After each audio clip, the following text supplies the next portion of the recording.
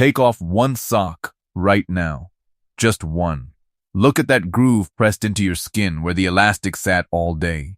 If that indentation takes more than 30 seconds to disappear, if the skin just holds the shape of your sock like memory foam, what you are looking at is not a sock problem.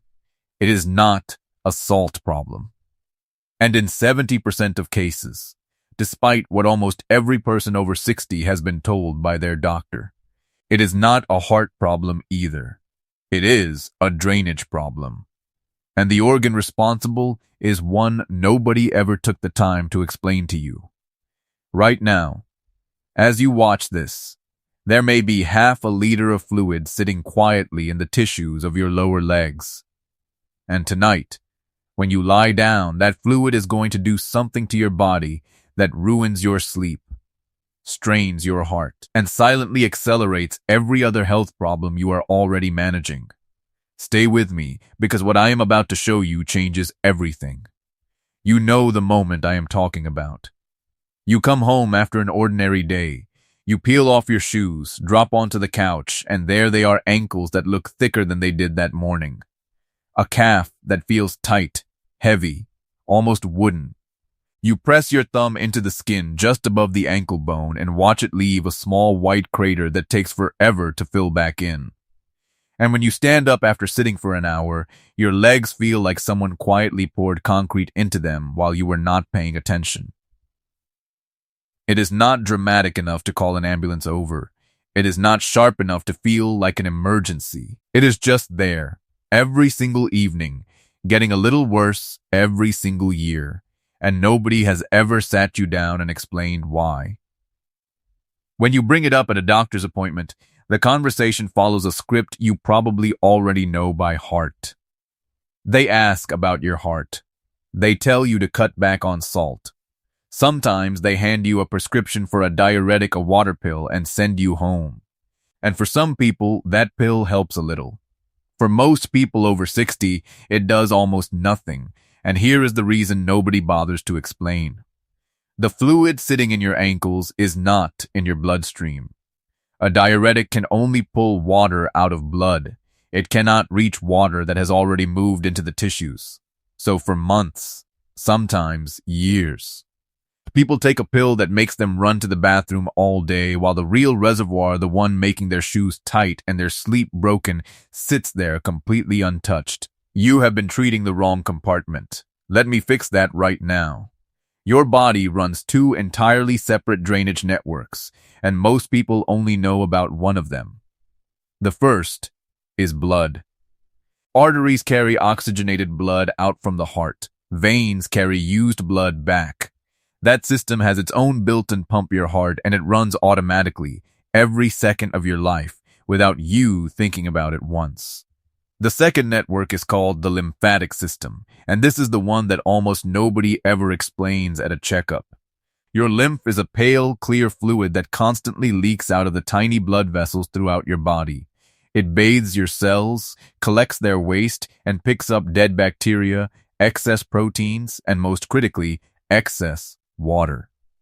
Then it has to be carried back to the bloodstream through a completely separate set of vessels called lymph capillaries and lymph ducts. Your body moves roughly 2 liters of this fluid every single day. And here is the part that changes how you understand everything else. The lymphatic system has no pump. None, zero, no heart attached.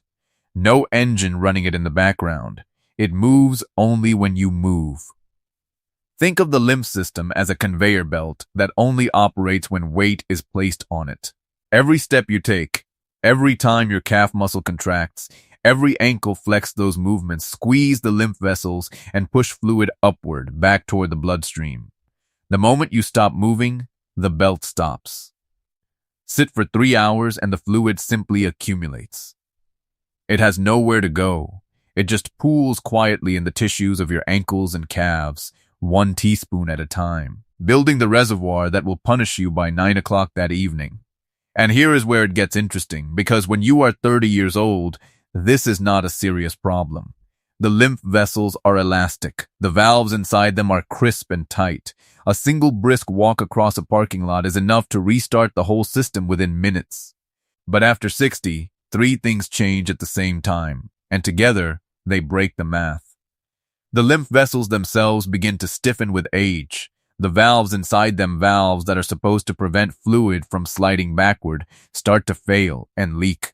And the connective tissue surrounding the ankles, that loose biological scaffolding that holds everything in its proper place, loses its own elasticity. So fluid leaks out of the capillaries faster than it ever did before. And simultaneously, the system that was always responsible for clearing it is running slower, stiffer, and less efficiently. The input increases, the output decreases, and the reservoir grows. That is the biology. That is what is actually happening inside that groove your sock left in your calf. And understanding that changes every decision you make about it from this point forward. Before I go any further, I need to pause and be completely direct with you, because there are situations where ankle swelling is genuinely urgent and has nothing to do with lymph. If one leg swells suddenly and dramatically within hours, and it is painful, warm, and red, that can indicate a deep vein blood clot. Stop this video and go be seen today. If both legs swell and you are having trouble breathing, especially when lying flat, or you are waking up gasping at night, that is a different pattern entirely, one that points to cardiac strain that has moved past the early stage. If you have gained 4 or 5 pounds in a single week alongside visible swelling and foamy urine, that combination needs blood work this week, not next month. And if your swelling is painless, hard, on one side only, and you have a history of cancer treatment in that region, please get it evaluated. These are not home protocol situations. But if your swelling is gradual, symmetric, consistently worse by evening, consistently better by morning, and you have no shortness of breath at rest, then what follows is for you. Chronic lower leg swelling after 60 actually falls into 3 distinct patterns, and they look almost identical from the outside but have completely different causes. The first is venous. The valves inside your veins have weakened. Blood pools, pressure builds, and water is forced out through the vessel walls into the surrounding tissue. You will usually see varicose veins alongside this, sometimes a brownish discoloration just above the ankle, and the swelling tends to be dramatically worse after a full day of standing. The second pattern is lymphatic, the one we are focused on today. The swelling is soft, pits when you press it, feels more like puffiness than tightness, and often involves the top of the foot, just behind the toes. When lymph swelling has been going on for years without being addressed, the skin on the top of the foot becomes so thick that you literally cannot pinch it between 2 fingers. That is a clinical sign with a name, the Stemmer sign, and it points strongly toward a lymphatic cause. The third pattern is cardiac or renal. Symmetric swelling, accompanied by shortness of breath, frequent nighttime urination, extreme fatigue, and rapid unexplained weight gain. That is pattern 3, and it belongs in a doctor's office. The vast majority of people over 60 with chronic evening ankle swelling and no accompanying symptoms fall into pattern 2. Lymph. I want to tell you about a woman I will call Dorothy. 68 years old, retired school teacher, 30 years in the same house. She walked into a clinic absolutely convinced her heart was failing. For 2 years, her ankles had been thickening by evening at first, barely noticeable, then severe enough that she could no longer fit into the shoes she had worn for a decade. She bought wider shoes. The swelling progressed.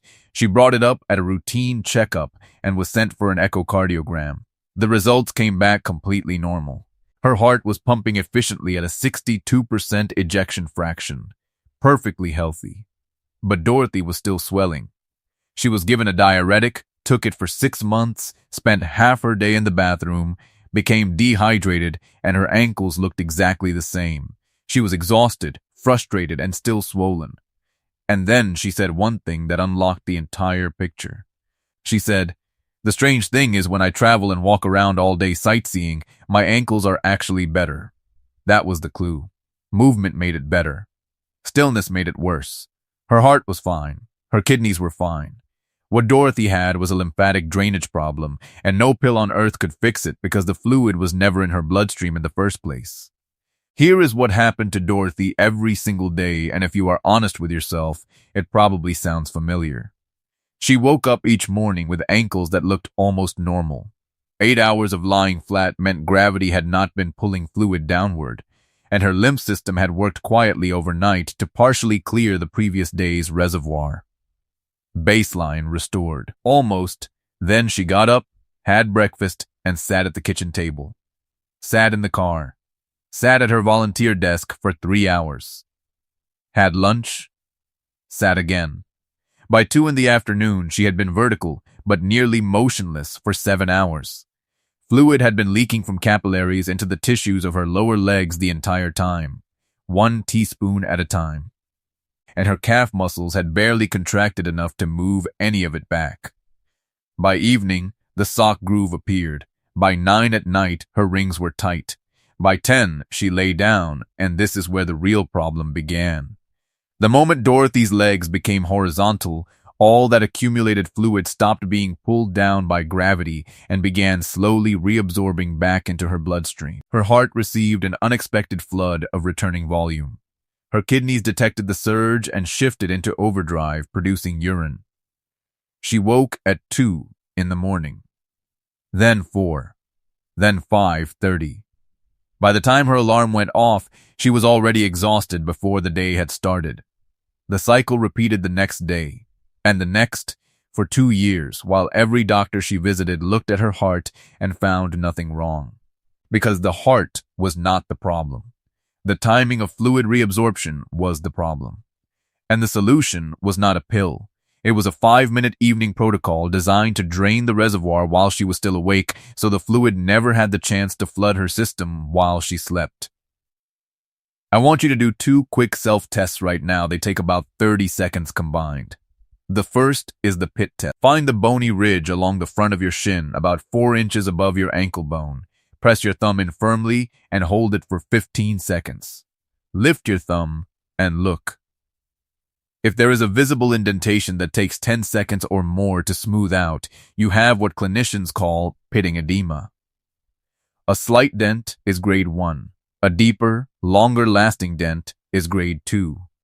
A deep crater lasting over a minute is grade 3. Write down what grade you see. You will retest in 2 weeks and the difference will be measurable. The second test is the foot skin pinch. Try to pinch the skin on the top of your foot, right behind the second toe, between your thumb and forefinger. If you can lift it into a loose fold easily, your lymph is moving reasonably well. If the skin feels fused to the foot beneath, if you simply cannot lift it, that is the stemmer sign, and it indicates significant lymphatic congestion that has likely been building for some time. Know where you are starting. The protocol works regardless of grade, but knowing your baseline makes the progress undeniable. 3 things accelerate lymph swelling, and most people over 60 do all 3 every day without realizing it. The first is hidden sodium, not the salt shaker on your table, but the sodium buried inside cheese, cured meats, canned soup, bread, condiments, frozen meals, and restaurant food.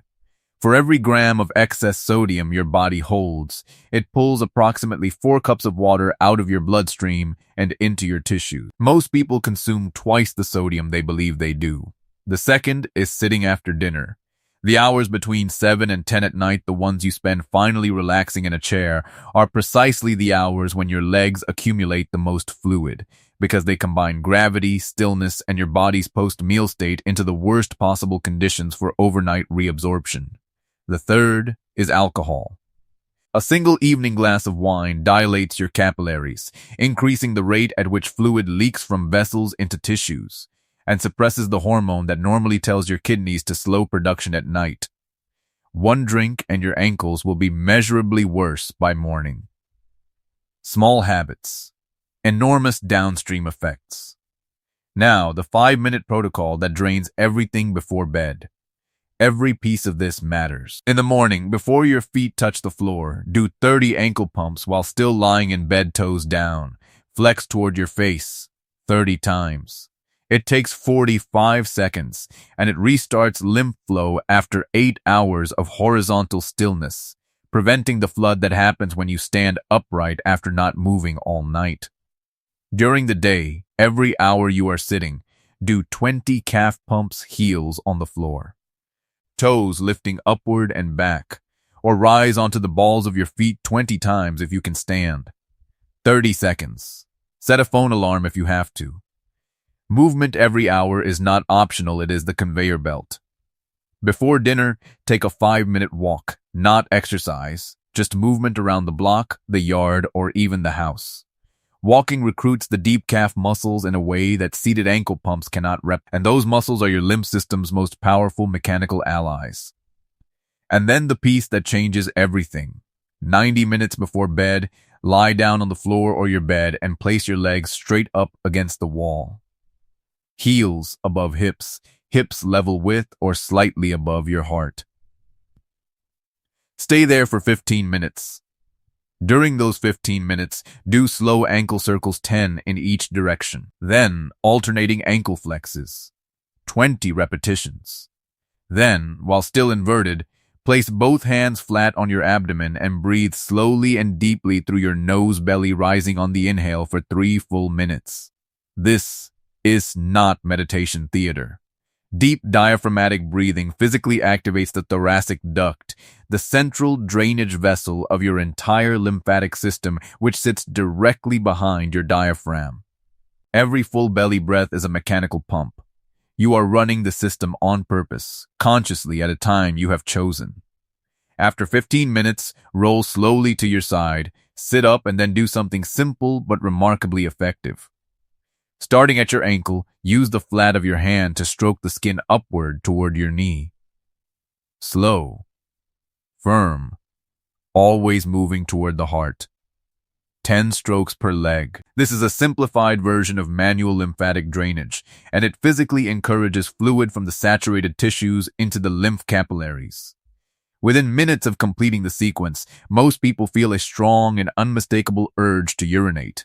They will release 300 to 400 milliliters of pale fluid. That is the reservoir. You just drained it consciously, while awake, instead of letting your body scramble to do it at 2 and 4 and 5:30 in the morning. Dorothy followed this protocol for 3 weeks. By the end of week 1, the sock grooves were gone by morning. By the end of week 2, she was sleeping through the night for the first time in 2 years. By the end of week 3, her ankles at 9 in the evening looked the way they used to look at 9 in the morning. Her echocardiogram had not changed. Her prescriptions had not changed. The only thing that changed was when and how her lymph system did its work, shifted from the middle of the night into the 15 minutes before she chose to sleep. Your ankles are not betraying you. They are a drainage system that stopped receiving the signals it needed to function, and the signals are simple, physical, and entirely within your control. 5 minutes a day. 15 minutes against a wall before bed.